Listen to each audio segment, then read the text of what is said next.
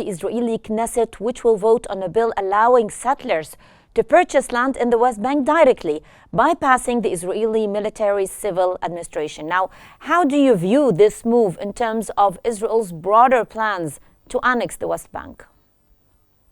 Thank you for having me, Hala.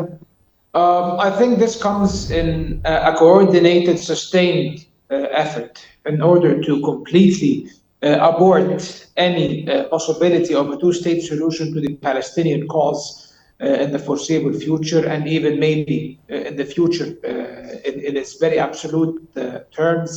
Now this far-right government of Benjamin Netanyahu, supported and backed by a U.S. administration led by Donald Trump, that completely disregards the common sensibilities of and the foundational principles of settling the Israeli-Palestinian conflict. I think we should not be surprised now that the Israeli government and the Israeli parliament, the Knesset, is trying to facilitate the purchase of occupied land, illegally occupied land, I would say, by Israeli settlers, meaning that all the guardrails that were set in place in order to coordinate and even contain the settlement movement in the past, I think these checks and balances are not there anymore. Now the expansion of settlements will rather move haphazardly and at a much more accelerated pace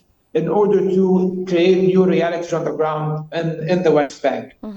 About 600,000 Israeli settlers already are illegally occupying about 25 to 30% of the West Bank. And there are plans, there are rumors that Israel intends to annex these settlements to Israel proper, and maybe even the United States, led by Donald Trump, might recognize these illegal annexations, which will include the surroundings of East Jerusalem. So I think we are on the precipice of a very dangerous escalation in the occupied territories. We are on the verge of creating new realities. We have seen the genocide in the Gaza Strip, turning Gaza into an uninhabitable land, and now there are attempts to displace the people of Gaza and relocate them elsewhere. And the only thing standing in the way is Egypt's resilience.